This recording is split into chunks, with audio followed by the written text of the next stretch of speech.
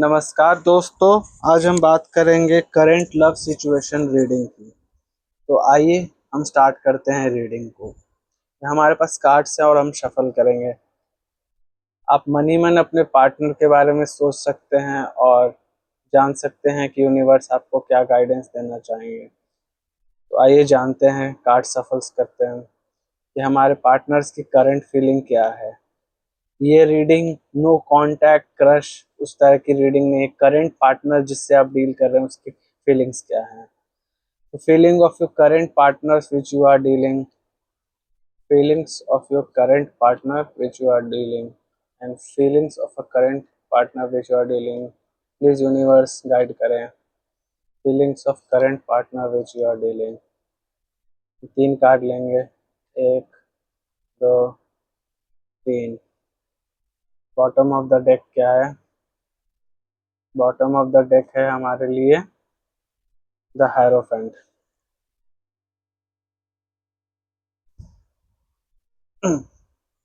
हमारे पास दोस्तों 3 तरह के कार्ड्स हैं।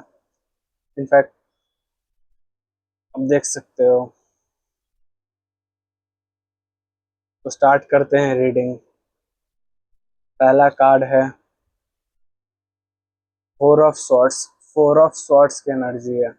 4 ऑफ सॉर्ड्स की एनर्जी ये दिखलाती है कि आपके पार्टनर काफी हद तक अपने आप को एक तरीके से एक बैरियर में रखना चाहते हैं। वो बहुत ज़्यादा खुल के अपनी एनर्जीज को सामने लाते हुए दिखते नहीं है।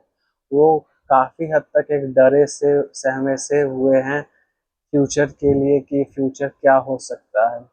हो सकता है आपके बीच कोई पास्ट में कोई आर्ग्यूमेंट्स हुई हो, पास्ट में कोई किसी तरीके का कोई झगड़ा हुआ हो, या फिर पास्ट में किसी तरीके के कोई मिसअंडरस्टैंडिंग हुई हो। तो उस वजह से अ, वो एक बैरियर बना के चल रहे हैं। वो आपके साथ बहुत ज़्यादा कंफर्टेबल होते हुए नहीं दिख रहे हैं। वो एक कंस्ट्रेन की एनर्जी में दिख रहे हैं। आपके पार्टनर आपके पास आते हुए या आपको अपनी लव एक्सप्रेस करते हुए बिल्कुल ही नज़र नहीं आ रहे हैं। सॉरी टू से डैट आप पार्ट व्यूअर्स, आप ये सुन के काफ़ी हद तक एक निराश हो सकते हो, काफ़ी डिसअपॉइंट हो सकते हो, लेकिन यही एनर्जी है। जो पास्ट की जो एनर्जीज थी, पास्ट के जो कॉन्फ्लिक्ट्स थे या किसी भी तरीके की एनर्जीज थी, उससे ज़्यादा वो बहुत ज़्यादा एक अपने आप को कंस्ट्रेन कर चुके हैं। वो अब खुल के अपनी एनर्जीज को सामने नहीं लाना चाहते हैं। वो आपके सामने खुल के अपना प्यार का इजहार या अपनी फीलिंग्स को जाहिर नहीं करना चाहते हैं। उन्हें लगता है कि यही सही होगा। उनकी एनर्जीज बहुत ज़्यादा गार्डेड है, बहुत ज़्यादा प्रोटेक्टेड है। आप देख सकते हो ये इंसान खुद को कैसे कंस्ट्रेन करके जकड़ के अपने आप को एक प्रोटेक्टिव शील्ड में रखा है। ये इंसान आपको आपकी किसी हरकतों से काफ़ी ज़्यादा हर्ट भी हो सकता है। आप कह सकते हो कि आपने ऐसा कोई खास ऐसा कोई हरकत किया ना हो, लेकिन कुछ ऐसी चीज़ें हैं जिससे वो काफ़ी हद तक एक शील्ड में, एक प्रोटेक्शन में जा चुके हैं। आपकी चीज़ों से हर्ट होकर अपने आप में एक बाउंड्री बना के चल रहे हैं। तो आपके पार्टनर काफ़ी हद तक एक रेस्ट्रिक्टेड और कंस्ट्रेन एनर्जी में है, जो कि उनका मानना है कि वो आपकी किसी एक्टिविटी या किसी बिहेवियर की वजह से हुआ है जिससे वो हर्ट हुए हैं। तो यहाँ पे एक हर्टफुल एनर्जीज दिखाती है। दूसरा कार्ड क्या है? दूसरा कार्ड है द जजमेंट की एनर्जी। तो जजमेंट की एनर्जी ये दिखाती है कि वो चाहती हैं कि इस रिलेशनशिप में इक्वल गिव एंड टेक हो। उनका मानना है कि सारी जो इनिशिएशंस है, सारे जो एक्शंस हैं और इस रिलेशन को चलाने की जो एक स्मूथनेस है, एक मैच्योरिटी है, वो सिर्फ उनके साइड से हो रहा है। जी हाँ दोस्तों, उन्हें लगता है कि ये relations equal give and take पे नहीं चल रहा है। आप अपने एंड से मान सकते हो कि आपने काफ़ी अच्छा ट्राई किया है, इनिशिएट किया है, लेकिन उनका ऐसा मानना बिल्कुल नहीं है। वो चाहते हैं कि जजमेंट की एनर्जी आए, दोनों तरफ से इक्वल गिव एंड टेक आए और एक तरह की अश्योरिटी आए। यहाँ आपके पार्टनर्स आपसे किसी तरीके की एक assurity and equal give and take चाहते हैं। हालांकि वो खुद को आते दिखाते हुए ऐसा नहीं खुद को ऐसा कहते हुए नहीं दिख रहे हैं कि उन्हें ये चीजें चाहिए। बस ये उनकी फीलिंग है और ये उनकी एक्सपेक्टेशन है कि आप खुद ही चीजों को समझें, अपनी गलती को रियलाइज करें और इक्वल गिव एंड टेक करें।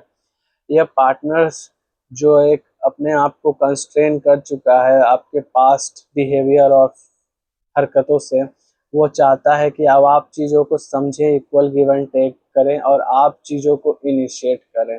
वो खुद से आपके पास आते हुए नहीं दिख रहे हैं, वो चाहते हैं कि आप अपनी चीज़ों को समझें, आप मैच्योरली चीज़ों को हैंडल करें। उनका ये मानना है कि ये रिलेशनशिप की जो एक अंडरस्टैंडिंग और एक भाग दौड़ है वो काफी हद तक उनके मत्थे चढ़ चुकी है। आपके साइड से बहुत ज्यादा मैच्योर और अंडरस्टैंडिंग बिहेवियर आता हुआ उन्हें दिख नहीं रहा है। तो एक्सक्यूज मी, तो वो चाहते हैं कि ये सारी चीजें आप समझें और उन्हें इक्वल गिव एंड टेक करें। वो आपको चाहते हैं कि आप भी उनके साथ उतना ही तरीके से इमोशनली या मेंटली इन्वॉल्व हो जितना वो आपके लिए हैं। उन्हें लगता है कि आपके साइड से एफर्ट्स काफ़ी कम होते हैं या आपकी मैच्योरिटी उस लेवल की नहीं है जो जिस जैसा उनका एक एक्सपेक्टेशंस है। तो वो चाहते हैं कि वो आप अपनी चीज़ों को रियलाइज करें और मैच्योर वे में इक्वल गिव एंड टेक करें। तीसरा कार्ड है नाइट ऑफ पेंटिकल्स की एनर्जी। नाइट ऑफ पेंटिकल्स ये दिखाता है कि ये पार्टनर इन सब एनर्जीज से ध्यान हटाकर वो खुद को एक अपने करियर ओरिएंटेड चीज़ों पे देना चाहता है। उन्हें लग रहा है कि आपके साथ रिलेशन में रहकर उन्हें बहुत ज़्यादा सुकून या हैप्पीनेस मिलता हुआ नज़र नहीं आ रहा। ये काफ़ी हद तक अब आपसे ध्यान हटाकर अपने बाकी चीज़ों, अपने करियर में, अपने फाइनेंस में फोकस कर रहे हैं। आप देख सकते हो ये इंसान पेंटिकल्स है जो उससे आगे बढ़ता हुआ जा रहा है घोड़े के साइड से, अब पीछे पेंटिकल्स पड़े। मीनिंग ये है कि ये इंसान अब अपने पेंटिकल्स पे फोकस करता हुआ दिख रहा है। हालांकि उस पेंटिकल्स पे फोकस करते हुए भी वो पूरी तरीके से आपसे डिटैच नहीं है। आपको मेंटली आपके बारे में सोच रहा है, इस एनर्जी 4 ऑफ सॉर्ड्स की एनर्जी में अभी भी है वो, लेकिन फिर भी वो ना चाहते हुए एक प्रैक्टिकल डिसीजन में आ रहा है। उसे ऐसा लग रहा है कि उसे चीज़ों को मैच्योरली डील करना होगा और जिन उनके पास जो अपॉर्चुनिटीज़ हैं, जो डे टू डे लाइफ की जो रिक्वायरमेंट है उसे उन्हें पूरा करना होगा और उसके लिए वो अपने फाइनेंस पे ज़्यादा फोकस कर रहे हैं। अगर उनके पास किसी भी तरीके का कोई लोन या कोई फाइनेंशियल डेप्थ थी तो वो उसके बारे में भी काफ़ी हद तक सोचने पे मजबूर हैं। हो सकता है इन्होंने किसी तरीके का कोई लोन लिया हो किसी अपने दोस्तों से या बैंक से या किसी रिश्तेदार से, तो वो उसके बारे में भी थोड़ा चिंतित हैं। तो आपसे ध्यान हटाकर वो अपनी फाइनेंस को थोड़ा सा ध्यान देने की कोशिशें कर रहे हैं, लेकिन अंदर ही अंदर वो आपके किए गए हरकतों को और आपसे होने वाली जो एक्सपेक्टेशंस है उससे पीछा खुद को नहीं छुड़ा पा रहे हैं। वो वो चाह कर भी आपके साथ आपसे कम्प्लीटली डिटैच नहीं हो पा रहे हैं। हालांकि उनकी जो करंट सिचुएशन है वो उन्हें फोर्स कर रही है कि वो अपने फाइनेंस पे और अपने करियर पे बने रहें। तो ये है उनकी एनर्जीज। अब हम देखते हैं कि बॉटम ऑफ द डेक क्या है। बॉटम ऑफ द डेक की एनर्जी है द हेरोफेंट। द हेरोफेंट की एनर्जीज है द हेरोफेंट की एनर्जीज है कि इंसान लेट गो करना चाहता है अपने सारे मेंटल ट्रॉमास को, सारी डिफिकल्टीज को, और इस एक पीसफुल एनर्जीज में आना चाहता है। हेरोफेंट की एनर्जी ये दिखाती है कि इंसान किसी तरीके का पीस, किसी तरीके की मेंटल जद्दोजहद जो वो डील कर रहा है अपने डे टू डे लाइफ में, उससे वो पार पाना चाहता है। तो इंसान काफी हद तक एक पीसफुल, एक जॉयस एनर्जीज की कामना कर रहा है।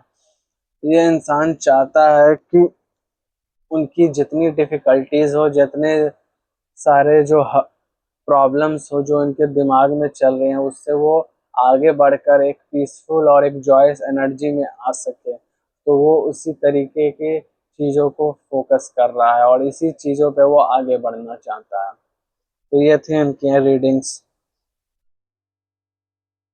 पहला कार्ड तो हम डिटेल में समझते हैं। पहला कार्ड है फोर ऑफ सॉर्ड्स की एनर्जी। फोर ऑफ सॉर्ड्स की एनर्जी ये दिखाती है कि इंसान आपकी किसी हरकत से, किसी एक्टिविटी से काफ़ी ज़्यादा हर्टफुल है और वो चाहता है कि वो खुद को गार्ड करके रखे, वरना वो आपकी इस हरकतों से और ज़्यादा हर्ट हो सकता है और ज़्यादा पेनफुल फील कर सकता है। दूसरा कार्ड है दूसरा कार्ड है द जजमेंट की एनर्जी।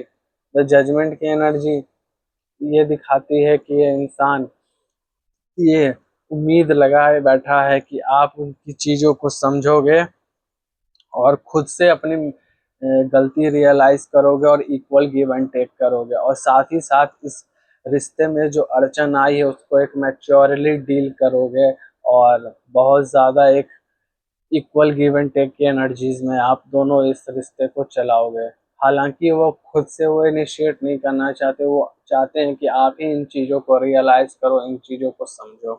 तीसरा कार्ड है night of pentacles. Night of pentacles की एनर्जी दिखा रही है कि इंसान इन सब चीज़ों से उब के अपने फाइनेंस पे फोकस करना चाह रहा है। हो सकता है उनके पास किसी तरीके का कोई लोन हो, किसी भी तरीके का कोई लोन हो, कोई डेbt हो, जिसे वो चुकता करने के लिए उसे उस पे फोकस करने की ज़रूरत है। तो हो सकता है ये इन दिनों अपने फाइनेंस पे, अपने डे टू डे लाइफ पे ज़्यादा तवज्जो दे रहे हों और अपनी किसी पुरानी डेथ को, किसी फाइनेंस को ज़्यादा सिक्योर करने के लिए और उसे पूरा करने के लिए उस पर काम कर रहे हों। बॉटम ऑफ द डेक है द हायरोफेंट की एनर्जी। हायरोफेंट की एनर्जी दिखाती है कि इंसान सब कुछ छोड़ छाड़ करके एक पीसफुल, एक काम एनर्जी में आना चाहता है। वो अपनी रिलेशनशिप की सिचुएशन हो या डेथ की सिचुएशन हो, जो फाइनेंशियल डेथ, उसको पीछे हट छोड़ करके एक अच्छे से पीसफुल और जॉयस एनर्जी में आना चाहता है। वो चाहता है कि इन सब हर्डल से छुटकारा पा सके और एक अंदर ही अंदर सुकून की ज़िंदगी जी सके। तो ये थी आज की reading. I hope you like it. So please like, share and subscribe to my channel. Thank you.